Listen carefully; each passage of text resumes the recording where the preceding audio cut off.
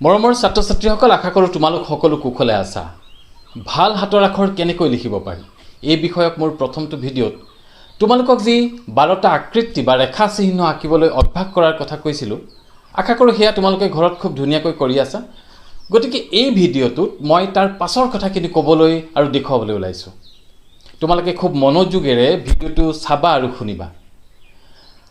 তোমালোকে যিহেতু ভাল হাতৰ আখৰ লিখিবলৈ গৈ আছা, গতিকে তোমালোকে এটা কথা জানিব লাগিব যে ভাল হাতৰ আখৰ মানেনো আচলতে কি।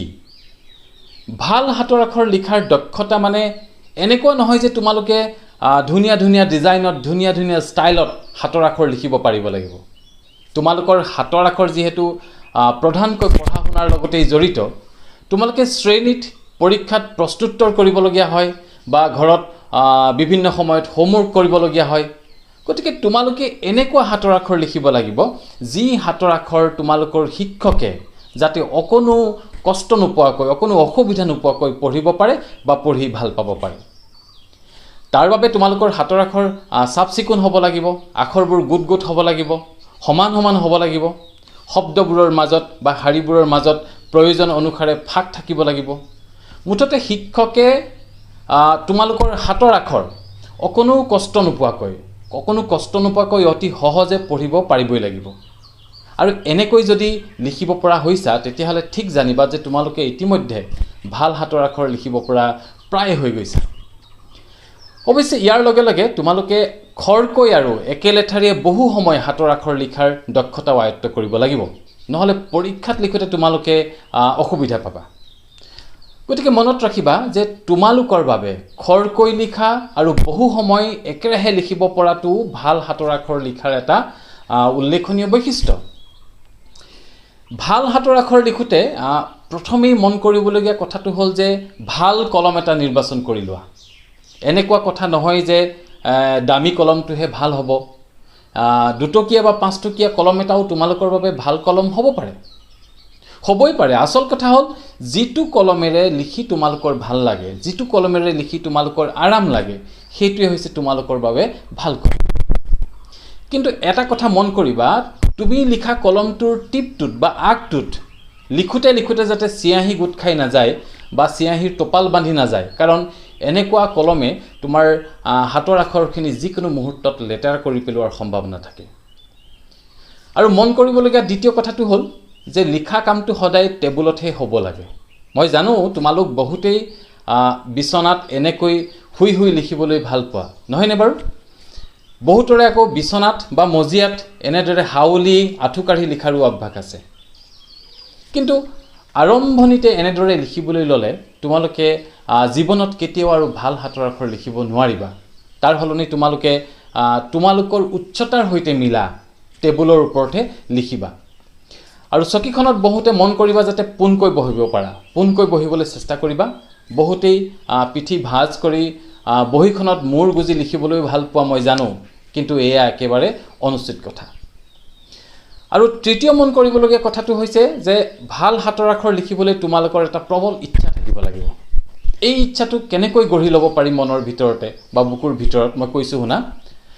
ভাল হাতৰ আখৰ লিখিব পৰা ছাত্ৰ ছাত্ৰীক শিক্ষকে বা আন মানুহেও বৰ মৰম আৰু আদৰ কৰে। মই আগৰ ভিডিঅ'টোত তোমালোকক ইতিমধ্যে কৈছোঁৱেই। তদুপৰি ভাল হাতৰ আখৰে পৰীক্ষাত বেছি নম্বৰ পোৱাত সহায় কৰে। পৰিষ্কাৰকৈ চিজিলকৈ হাতৰ আখৰ লিখিব পৰা ছাত্ৰ ছাত্ৰীসকলৰ অন্যান্য কামবোৰো, যেনে নিজক সজাই পৰাই লোৱাত, খোৱা বোৱাত, খেলা ধূলা, পঢ়া শুনা ইত্যাদি কামবোৰো পৰিষ্কাৰ আৰু চিজিল হ'বলৈ আৰম্ভ কৰে। গতিকে ভাল হাতৰ আখৰ লিখিবলৈ লোৱাৰ আগতে এই কথাখিনি তোমালোকে ভালকৈ জানিব লাগিব আৰু অন্তৰেৰে বিশ্বাস কৰিব লাগিব। আৰু তেতিয়াই তোমালোকৰ মনত ভাল হাতৰ আখৰ লিখাৰ ইচ্ছা জাগি উঠিব। আৰু এনেদৰে সাজু হৈ লোৱাৰ পাছত এতিয়া আমি আখৰ লিখিবলৈ আৰম্ভ কৰিব পৰা প্ৰায় হৈ গৈছোঁ। প্ৰথমেই আমি আখৰবোৰৰ সৈতে চিনাকি হ'ব লাগিব, একেবাৰে স্বাভাৱিক কথা। প্ৰত্যেকটো আখৰৰ পাক, অৰ্থাৎ কোন ফালৰ পৰা কেনেকৈ আখৰটো লিখিব লাগিব সেই বিষয়ে জানিব লাগিব। ইয়াৰ বাবে তোমালোকে বিদ্যালয়ৰ শিক্ষক, মা দেউতা বা পৰিয়ালৰ জ্যেষ্ঠসকলৰ সহায় ল'বা। নহ'লে আজিকালি বজাৰত 20-30 টকাতে আখৰ লিখাৰ কিছুমান চানেকি বহী কিনিবলৈ পোৱা যায়। এই চানেকি বহীবোৰত কোনটো আখৰ কেনেকৈ লিখিব লাগে হেয়া দেখুওৱা হয় আৰু শিকোৱা হয় গতিকে এনে চানেকি বহিবোৰৰ পৰা আখৰৰ পাকবোৰ শিকি লৈ তোমালোকে আখৰ লিখিবলৈ আৰম্ভ কৰি দিব পাৰা এতিয়া আখৰ লিখিবলৈ লওঁতে প্ৰথমে তোমালোকে ডাঙৰ ডাঙৰকৈ প্ৰত্যেকটো আখৰ লিখিবলৈ অভ্যাস কৰিবা অ আ ই ই বা ক খ গ ঘ এনেকৈ একাধিক্ৰমে আখৰবোৰ লিখিবই লাগিব বা লিখিবলৈ শিকিবই লাগিব বুলি কোনো কথা নাই প্ৰথমে যিবোৰ আখৰ লিখিবলৈ তোমালোকৰ বাবে সহজ হয় সেই আখৰবোৰ পৰাই তোমালোকে আৰম্ভ কৰা সহজ আখৰবোৰ হৈছে যেনে ধৰা ব ৰ ক ৱা ব দন্ত্য ন ধ তাৰ পাছত দন্ত্য ত অ আ ই হ তাৰ পাছত দন্ত্য দ প্ৰথম ছ দ্বিতীয় ছ মূৰ্ধন্য দ আৰু এনেকৈ গৈ গৈ তালব্য খ বৰ্গীয় জ ঝ ক্ষ ৰি লৈকে সকলো জটিল আখৰ তোমালোকে লিখিবলৈ অভ্যাস কৰিবা আৰু প্ৰায় নিখুঁত নোহোৱালৈকে প্ৰতিটো আখৰকে দৰকাৰ হ'লে 1 2 3 পৃষ্ঠা প্ৰতিদিনে লিখিবলৈ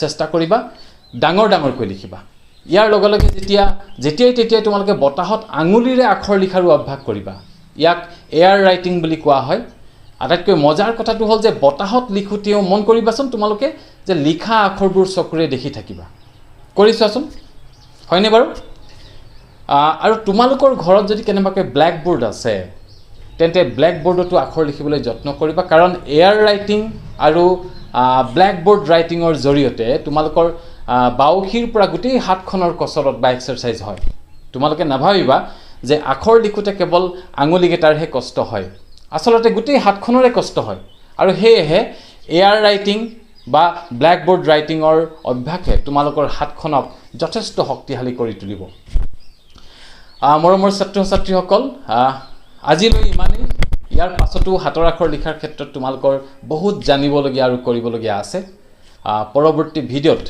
সেইখিনি তথ্যকে লৈ পুনৰ তোমালোকক লগ পাম আশা কৰোঁ আজিৰ ভিডিঅ'টো তোমালোকে ভাল পাইছা তোমালোক উপকৃত হৈছা পৰৱৰ্তী ভিডিঅ'ত লগ পোৱালৈকে তোমালোকে আজি কোৱা অভ্যাসসমূহৰ অনুশীলন নিয়মীয়াকৈ কৰি থাকিবা বুলি আশা কৰি আজিলৈ মই পাৰ্থজ্যোতি বৰুৱাই বিদায় লৈছোঁ ধন্যবাদ